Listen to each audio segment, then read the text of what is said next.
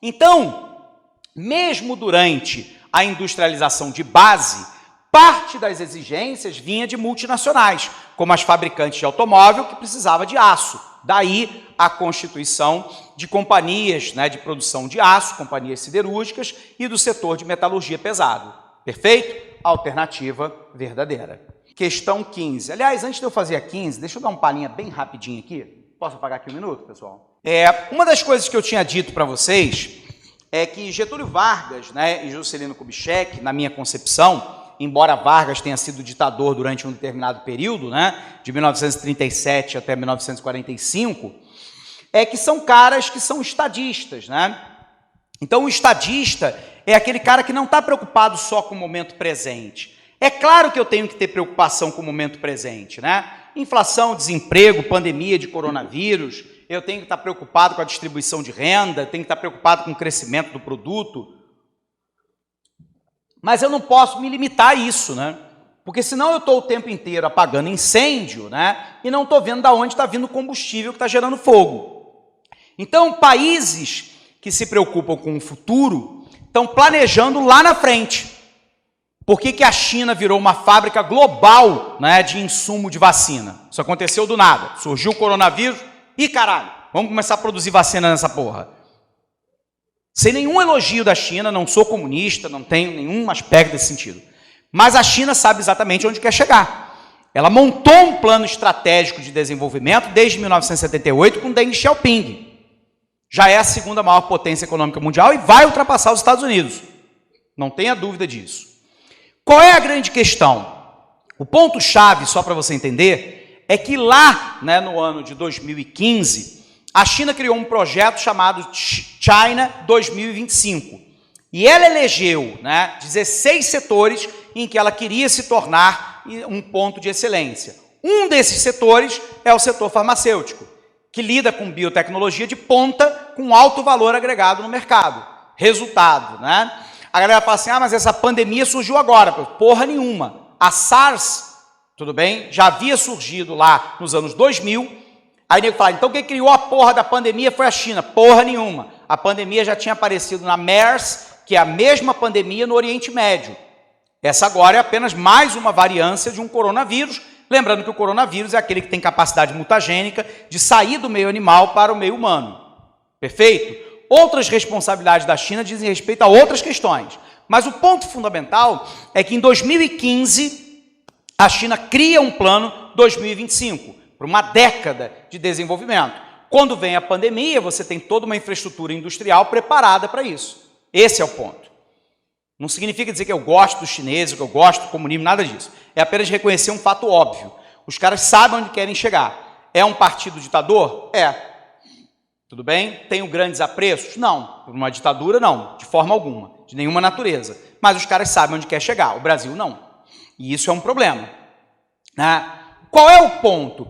Quando a gente olha para os grandes estadistas, a gente vai ver que lá na década de 30, e esse processo ficou marcado até a década de 80, o Brasil criou um modelo, começando com Vargas, quem deflagrou esse processo foi Vargas, que nós chamamos de PSI, Política Substitutiva de Importações.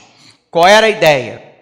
Substituir um produto que antes era importado por um produto nacional. Diga-se de passagem, é o que a China faz hoje, é o que a Coreia do Sul fez, é o que o Japão fez, é o que todo mundo fez. Então, qual era a estratégia?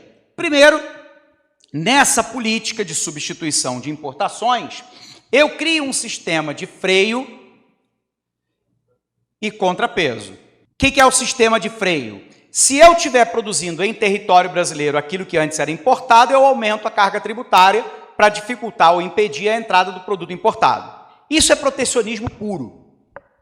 Porra, professor, mas os neoliberais no Brasil dizem que tem que ter livre comércio.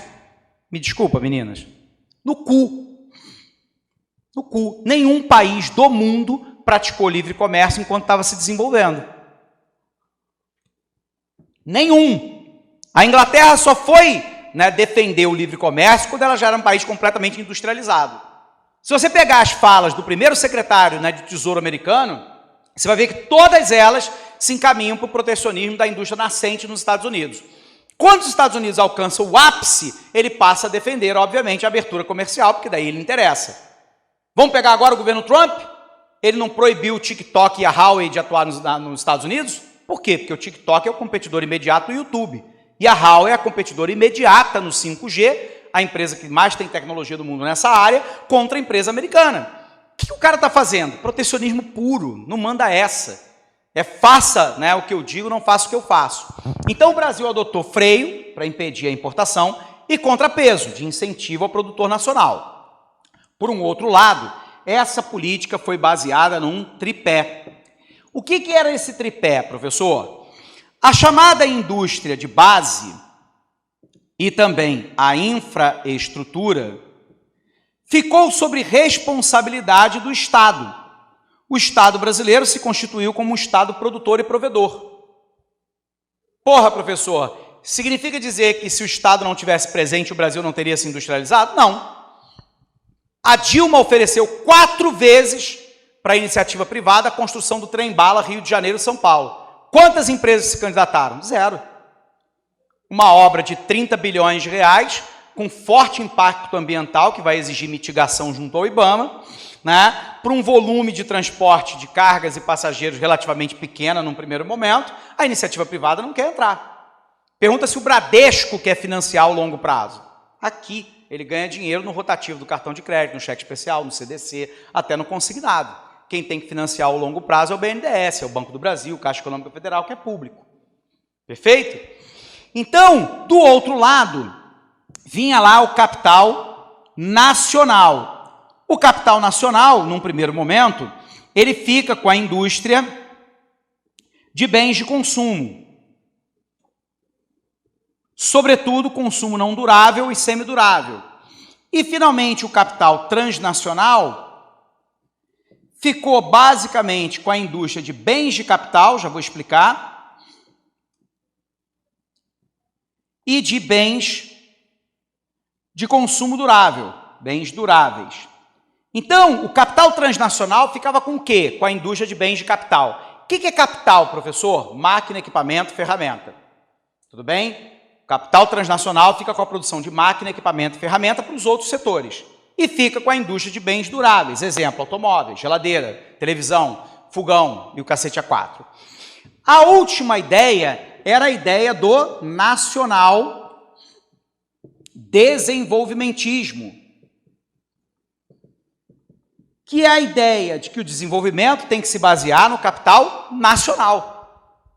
Porra, o Brasil inventou a pólvora, todo mundo fez isso. Inglaterra fez, França fez, Japão fez, Coreia fez, China está fazendo agora, Estados Unidos fizeram, né? E por aí vai, todo mundo fez. Tem um economista sul-coreano que dá aula na London School of Economics, chamado Ha Jong-chang. Ele tem um livro que já foi publicado aqui no Brasil, chamado Chutando a Escada. É uma metáfora, porque os Estados Unidos e outros países ricos construíram políticas altamente protecionistas baseadas nisso aqui, e quando ultrapassaram, né, o patamar da escada, eles chutam a escada para que ninguém suba. Tudo bem? Vamos pegar um dado? O Brasil adota uma política neoliberal desde a década de 1990. Então vamos pegar um número. De 1930 a 1980, o Brasil cresce na média 6,8% ao ano.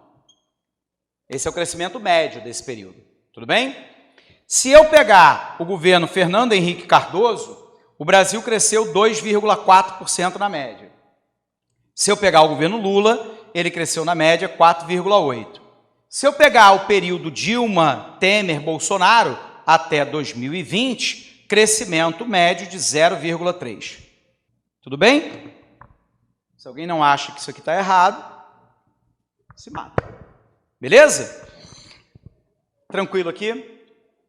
O Brasil teve uma industrialização dependente e subordinada das grandes empresas transnacionais. Vamos para a 15ª para a gente ir para o intervalo. 15ª. Nordeste, Centro-Oeste, Sudeste e Sul, Amazônia, Nordeste, Centro-Sul. Puta, o cara está falando de divisão macro-regional do Brasil, da divisão interregional do trabalho e da produção no país. Perfeito? Posso apagar o quadro, pessoal? Posso? Tudo bem? Então vamos lá. Quando a gente fala da divisão interregional do trabalho e da produção no Brasil, que é um dos primeiros tópicos lá do nosso edital, primeiro a gente precisa lembrar que quando a gente fala de divisão interregional do trabalho, não é entre trabalhador e empregador. É o que cada macro-região é capaz de produzir, dado o seu desenvolvimento econômico ao longo do tempo. O desenvolvimento não é fruto do acaso, ele é pensado para ser assim.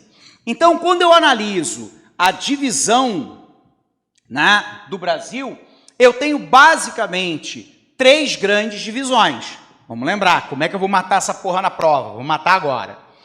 Eu tenho o IBGE, que divide o Brasil em 5 macro-regiões. Eu tenho a classificação de complexos macro-regionais, que é feita pelo professor Lobato Correia e o Pedro Geiger.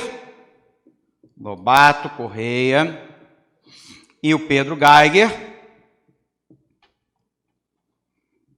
E eu tenho a última classificação, que é a dos 4 Brasis, que é feita pelo professor Milton Santos. Muita atenção nesse cara, ele é o queridinho da banca, o maior geógrafo brasileiro, infelizmente falecido, professor da USP de São Paulo. Esse cara é estudado no mundo inteiro. Então, vamos lá. Primeira divisão oficial do Brasil, do IBGE. 5 macro-regiões. Olhou para a porra do mapa, tem 5 macro-regiões, acabou o papo, é IBGE. Tudo bem? Acabou o papo, não tem nem o que discutir. IBGE. Qual é a característica da classificação do IBGE? Todos os estados estão numa única macro-região. Então, ele respeita a fronteira, né, dos estados. Ele não faz divisão de um estado em mais de uma macro-região. Segunda característica. O primeiro critério é o critério físico. Relevo, clima, solo, vegetação, hidrografia. O segundo critério é um critério socioeconômico e político, né? As condições sociais, econômicas e a formação política daquele território. É a classificação oficial do Brasil. Beleza? Entre a década de 60 até a década de 80, primeiro com o Pedro Geiger e depois com o professor Roberto Lobato Correia, eles disseram que essa classificação é uma classificação pobre, porque ela não leva em consideração um elemento chave, que é o desenvolvimento socioeconômico e político daquela porção do território. Então, eles propõem uma outra divisão em 3 complexos macro-regionais. Então, se cair 3, você já sabe que é isso aqui. Professor Lobato Correia e professor Pedro Geiger. E aí eles vão definir, né, Amazônia, Nordeste e Centro-Sul. Professor, tem 3 estados nessa porra que estão divididos. Como é que eu vou lembrar dessa porra na prova? É só você lembrar do MMM. MMM. Quais os estados que estão sendo divididos? O Mato Grosso, o Maranhão e Minas Gerais. Tudo bem? O MMM. Tá? Então, o que eu tenho? A porção norte do Mato Grosso é a Amazônia. Vou puxar aqui, ó. Tudo bem? Para o Pedro Geiger, o norte do Mato Grosso é a região da Amazônia. A porção oeste do Maranhão também é a Amazônia. A porção leste do Maranhão é Nordeste. A porção norte de Minas Gerais também é Nordeste. E a porção sul de Minas Gerais é região Centro-Sul. Professor, você acha que eles vão cobrar isso na prova? Não. Não. Mas você tem que lembrar desse acrônimo aqui. Tudo bem? Não. Mato Grosso na porção norte e na porção sul. Maranhão, porção oeste, porção leste. Minas Gerais, norte e sul. Não, mas o Tocantins é região norte. Aí, nesse caso aqui, isso, é porque o estado do Tocantins ele não existia na época que o Pedro Geiger faz a classificação. Lembra que o Tocantins só surge na Constituinte de 88, como divisão do norte de Goiás. Tudo bem? Beleza? Tranquilo? Claro, querido. 3 complexos macro-regionais, Amazônia, né, Nordeste e Centro-Sul. Quais são os estados que estão divididos? O MMM, Mato Grosso, na porção norte é Amazônia, na porção sul é Centro-Sul. Maranhão, na porção leste é Nordeste, porção oeste, Amazônia. Minas Gerais, porção norte, Nordeste, porção sul, Centro-Sul. Tudo bem? Última classificação, 4 Brasis. Como é que eu mato na prova? Tem que ter o 4. 4 regiões. Tudo bem? O Milton Santos e a professora Maria Laura Silveira vão dizer que o grande critério é o desenvolvimento, né, do meio técnico científico e informacional. Isso porque, desde a década de 70, nós estamos vivendo o desenvolvimento da terceira revolução industrial, que é uma revolução técnico-científica e informacional. Só para a gente lembrar, o que é ciência? É entender como o mundo é. Ciência é isso, é entender como o mundo é. O que é técnica? É a apropriação do conhecimento científico para a produção de bens e serviços. Então, o cara entende como é que é o vírus, né, do coronavírus, a Covid-19, e monta uma técnica para neutralizar, né, esse vírus. Perfeito? Informacional, pelo óbvio, que a gente vive uma revolução dos meios de informação e comunicação. Perfeito? Então, o Milton Santos vai dizer o seguinte, né, que o Brasil pode ser dividido em 4 áreas. A Amazônia, o Nordeste, o Centro-Oeste e o que ele chama de área concentrada. A área concentrada pega a área do Sudeste e do Sul na classificação do IBGE. Por que ele chama de área concentrada? Porque é a área que concentra a maior parte do meio técnico-científico nacional. Melhor universidade brasileira, no último ranking, o FRJ. Segunda melhor do Brasil, USP, em São Paulo. Instituto Militar de Engenharia, no Rio de Janeiro, Instituto Tecnológico de Aeronáutica, em São Paulo. Instituto Nacional de Pesquisas Espaciais, em São Paulo, Instituto de Matemática Pura Aplicada, no Rio de Janeiro. Vai num ping-pong, tudo bem? Então, eu concentro o meio técnico-científico e informacional, sobretudo no Sudeste, mas pega a região Sul também, beleza? Aí vem a pergunta. A questão 15 pergunta assim: considerando o mapa 1 e 2, julgue o item que se segue.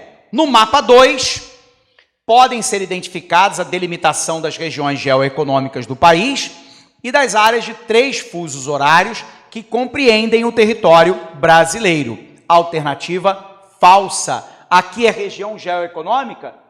Não, a classificação do Milton Santos, mapa 2, não é a distribuição do meio técnico-científico e informacional? Portanto, alternativa falsa, até porque o mapa 2 não está mostrando aí nenhum fuso horário. Beleza? Tranquilo? Científico e informacional. Intervalo.